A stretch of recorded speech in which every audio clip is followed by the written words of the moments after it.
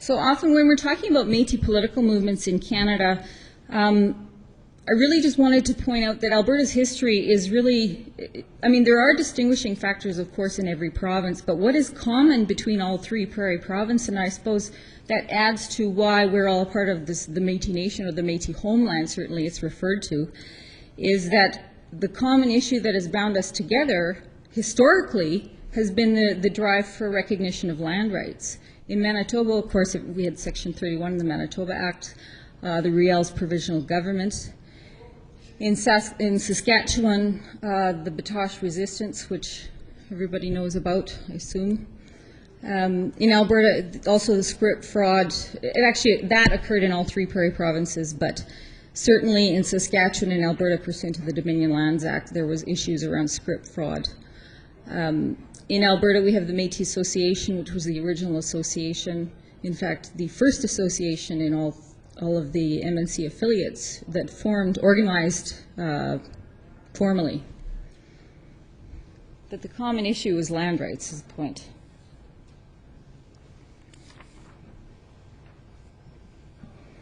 So the point of my paper and the point of my presentation is that I think that the Métis settlement situation must be considered if we're going to be talking about Métis Aboriginal rights. We can't treat it as something else, or it doesn't matter, or it's just this cursory mention, as I said. I think there are three particular reasons why we need to look at the settlements. First of all, obviously, Section 35 and Métis land entitlement pursuant to Section 35.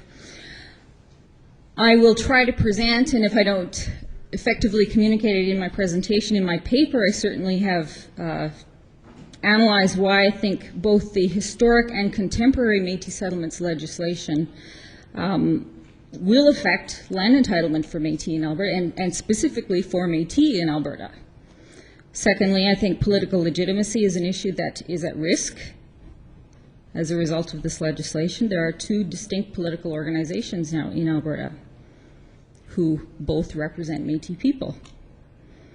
Lastly, identity. I would propose to say that this entire history, the history of the settlements and the history of Alberta Métis settlement in Alberta, that is going to have a profound, and does have a profound effect on Métis identity, and Métis identity as part of a nation, as part of whether it's the Métis Nation or just a nation. Métis as a nation. There's a profound effect. So as I said before, in the 1930s was when the Métis, after Batoche, first started to formally politically reorganize itself.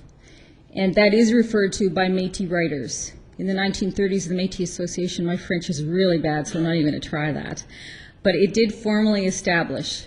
It drew together by the efforts of ground roots people saying, you know, there's destitution going on here. We're in really bad shape. We need to do something about this.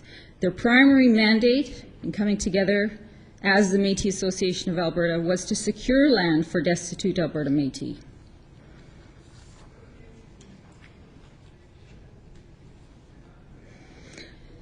So I'll just go for a minute to the relationship between the federal and provincial government at that time. So at this point in time, the relationship between the provinces, not only Alberta and Canada, but all three prairie provinces, was affected by the Natural Resource Transfer Agreement.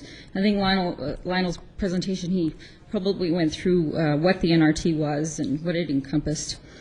But in particular, he was talking about paragraph 12, which protected the rights of the, quote, Indians to hunt and fish for food. And in this context, paragraph 1, however, also required that the province, in this case I'm talking about Alberta, would provide lands to the federal government if they had to fulfill any outstanding obligations that would exist either then or now.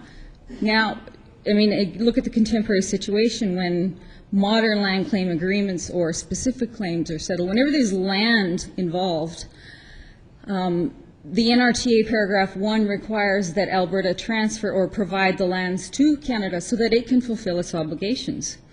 Now, at the time in the 1930s when the Métis were organizing and requesting land, there is historic record that the province inquired with the Dominion government as to how the Dominion thought it should be involved, or could it be involved, or basically what was the legal situation. And the Dominion's formal response was that in its mind, scrip had extinguished any land rights that the Métis had, that it had issued scrip, and that was it. As you heard this morning, they wiped their hands of it. However, the fact of the matter is that if scrip did not extinguish, ultimately at the end of the day, it would be the province, whether it be Alberta, Saskatchewan, or Manitoba, but in this case Alberta, would be required to provide the land to any group, whether it's First Nations or Métis today. So they knew this legal response of the federal government at the time.